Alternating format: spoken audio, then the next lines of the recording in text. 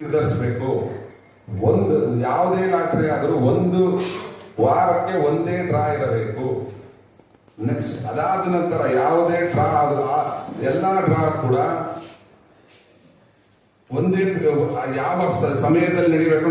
Repetition ಅಂದ್ರೆ ಈ single line ಬರುತ್ತಲ್ಲ, ಅರ್ಧ ಗಂಟೆ ಒಂದೊಂದು ಅವರ್, ಅದೆಲ್ಲ ಇಲ್ಲಿಗಲ್. ಅದ್ಯಾವುದು ಸರ್ಕಾರ ತಡೆಗಟ್ಟಿಲ್ಲ ಇವತ್ತವರೆಗೂ. ಈ ರೀತಿ ಲಾಟ್ರಿ ಸರ್ಕಾರನೇ ಮಾಡಿದಾಗ ಸರ್ಕಾರಿ ಕೆಲಸಗಳು ಸಹ ಹುಟ್ಟುತ್ತೆ.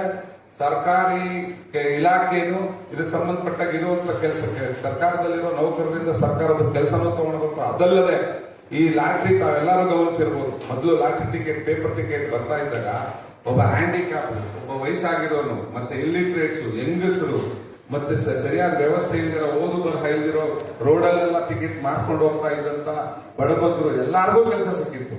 ಅವರೆಲ್ಲಾರ ಕೆಲಸನೂ ಈಗ ಕಳ್ಕೊಂಡು. ಕಾರಣ ಏನಪ್ಪಾ ಅಂದ್ರೆ ಸರ್ಕಾರ ಈ ಸಿಂಗಲ್ ಲೈನ್, ಆನ್ಲೈನ್, ಇಲ್ಲಿಗಲ್ ಲಾಟ್ರಿಗೂ ಕಾನೂನುಬದ್ಧವಾದ ಲಾಟ್ರಿಗೂ ವ್ಯತ್ಯಾಸನ ಜನತೆ ತಿಳಿಸದೆ ಎಲ್ಲಾ ಲಾಟ್ರಿನೂ ಒಂದೇ ಗುಂಪಲ್ಲಿ ಸೇರಿಸಿ ಈ ಆಲ್ ಆಫ್ ಎ ಸಡನ್ 2007ರಲ್ಲಿ ಒಂದೇ ಸಲ ಯಾವುದೇ ಮುನ್ನೆಚ್ಚರಿಕೆ ಕ್ರಮ ತಗೊಳ್ಳಿಲ್ಲ.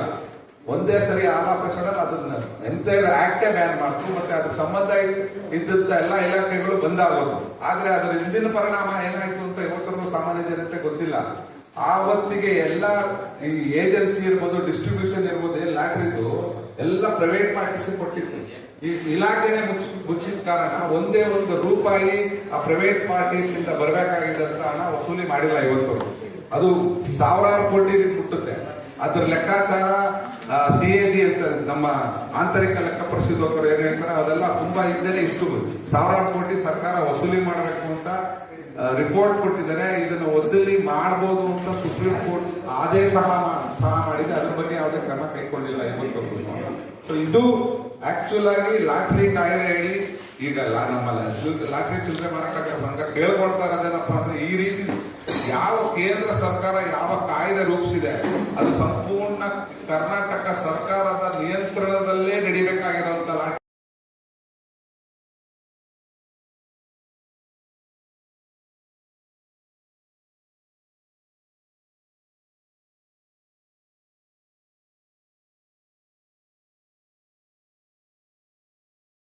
ನಿರ್ಧರಿಸಬೇಕು. ಒಂದು ಯಾವುದೇ ಲಾಟ್ರಿ ಆದರೂ ಒಂದು ವಾರಕ್ಕೆ ಒಂದೇ ಡ್ರಾ ಇರಬೇಕು. ನೆಕ್ಸ್ಟ್ ಅದಾದ ನಂತರ ಯಾವುದೇ ಡ್ರಾ ಆದ್ರೂ ಎಲ್ಲಾ ಡ್ರಾ ಕೂಡ ಒಂದೇ ಯಾವ ಸಮಯದಲ್ಲಿ ನಡೀಬೇಕು. ರಿಪಿಟೇಷನ್ ಅಂದ್ರೆ ಈ ಸಿಂಗಲ್ ಲೈನ್ ಬರುತ್ತಲ್ಲ, ಅರ್ಧ ಗಂಟೆ ಒಂದೊಂದು ಅವರ್, ಅದೆಲ್ಲ ಇಲ್ಲಿಗಲ್. ಅದ್ಯಾವುದು ಸರ್ಕಾರ ತಡೆಗಟ್ಟಿಲ್ಲ ಇವತ್ತವರೆಗೂ. ಈ ರೀತಿ ಲಾಟ್ರಿ ಸರ್ಕಾರನೇ ಮಾಡಿದಾಗ ಸರ್ಕಾರಿ ಕೆಲಸಗಳು ಸಹ ಹುಟ್ಟುತ್ತೆ. ಸರ್ಕಾರಿ ಇಲಾಖೆನು ಇದಕ್ಕೆ ಸಂಬಂಧಪಟ್ಟಾಗ ಇರುವಂತ ಕೆಲಸಕ್ಕೆ ಸರ್ಕಾರದಲ್ಲಿರೋ ನೌಕರರಿಂದ ಸರ್ಕಾರದ ಕೆಲಸನೂ ತಗೊಳ್ಬೇಕು. ಅದಲ್ಲದೆ ಈ ಲಾಟ್ರಿ ತಾವೆಲ್ಲರೂ ಗಮನಿಸಿರ್ಬೋದು. ಮೊದಲು ಲಾಟ್ರಿ ಟಿಕೆಟ್, ಪೇಪರ್ ಟಿಕೆಟ್ ಬರ್ತಾ ಇದ್ದಾಗ ಒಬ್ಬ ಹ್ಯಾಂಡಿಕ್ಯಾಪ್, ಒಬ್ಬ ವಯಸ್ಸಾಗಿರೋನು, ಮತ್ತೆ ಇಲ್ಲಿಟ್ರೇಟ್ಸ್, ಹೆಂಗಸರು, ಮತ್ತೆ ಸರಿಯಾದ ವ್ಯವಸ್ಥೆ ಇಲ್ದಿರೋ, ಓದು ಬರಹ ಇಲ್ದಿರೋ ರೋಡಲ್ಲೆಲ್ಲ ಟಿಕೆಟ್ ಮಾಡ್ಕೊಂಡು ಹೋಗ್ತಾ ಇದ್ದಂತ ಬಡಬಗ್ರು ಎಲ್ಲಾರ್ಗೂ ಕೆಲಸ ಸಿಕ್ಕಿತ್ತು. ಅವರೆಲ್ಲಾರ ಕೆಲಸನೂ ಈಗ ಕಳ್ಕೊಂಡು. ಕಾರಣ ಏನಪ್ಪಾ ಅಂದ್ರೆ ಸರ್ಕಾರ ಈ ಸಿಂಗಲ್ ಲೈನ್, ಆನ್ಲೈನ್, ಇಲ್ಲಿಗಲ್ ಲಾಟ್ರಿಗೂ ಕಾನೂನುಬದ್ಧವಾದ ಲಾಟ್ರಿಗೂ ವ್ಯತ್ಯಾಸನ ಜನತೆ ತಿಳಿಸದೆ ಎಲ್ಲಾ ಲಾಟ್ರಿನೂ ಒಂದೇ ಗುಂಪಲ್ಲಿ ಸೇರಿಸಿ ಈ ಆಲ್ ಆಫ್ ಎ ಸಡನ್ 2007ರಲ್ಲಿ ಒಂದೇ ಸಲ ಯಾವುದೇ ಮುನ್ನೆಚ್ಚರಿಕೆ ಕ್ರಮ ತಗೊಳ್ಳಿಲ್ಲ.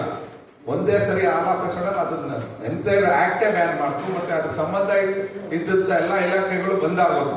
ಆದ್ರೆ ಅದರ ಹಿಂದಿನ ಪರಿಣಾಮ ಏನಾಯ್ತು ಅಂತ ಇವತ್ತರೂ ಸಾಮಾನ್ಯ ಜನತೆ ಗೊತ್ತಿಲ್ಲ. ಆ ಹೊತ್ತಿಗೆ ಎಲ್ಲ ಈ ಏಜೆನ್ಸಿ ಇರ್ಬೋದು, ಡಿಸ್ಟ್ರಿಬ್ಯೂಷನ್ ಇರ್ಬೋದು, ಏನ್ ಲಾಟ್ರಿದು ಎಲ್ಲ ಪ್ರೈವೇಟ್ ಪಾರ್ಟಿಸ್ ಕೊಟ್ಟಿತ್ತು. ಈ ಇಲಾಖೆನೆ ಮುಚ್ಚಿದ ಕಾರಣ ಒಂದೇ ಒಂದು ರೂಪಾಯಿ ಆ ಪ್ರೈವೇಟ್ ಪಾರ್ಟೀಸ್ ಇಂದ ಬರಬೇಕಾಗಿದ್ದಂತ ಹಣ ವಸೂಲಿ ಮಾಡಿಲ್ಲ ಇವತ್ತು. ಅದು ಸಾವಿರಾರು ಕೋಟಿ ಮುಟ್ಟುತ್ತೆ.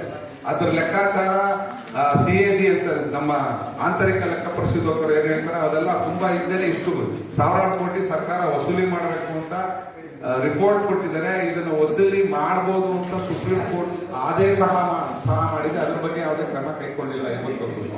ಸೊ ಇದು ಆಕ್ಚುಲ್ ಆಗಿ ಲಾಟ್ರಿ ಕಾಯ್ದೆ ಹೇಳಿ ಈಗಲ್ಲ ನಮ್ಮ ಲಾಟ್ರಿ ಚಿಲ್ಲರೆ ಮಾರಾಟ ಸಂಘ ಕೇಳ್ಕೊಳ್ತಾ ಇರೋದೇನಪ್ಪ ಅಂದ್ರೆ, ಈ ರೀತಿ ಯಾವ ಕೇಂದ್ರ ಸರ್ಕಾರ ಯಾವ ಕಾಯ್ದೆ ರೂಪಿಸಿದೆ ಅದು ಸಂಪೂರ್ಣ ಕರ್ನಾಟಕ ಸರ್ಕಾರದ ನಿಯಂತ್ರಣದಲ್ಲೇ ನಡಿಬೇಕಾಗಿರುವಂತ ಲಾಟ್ರಿ.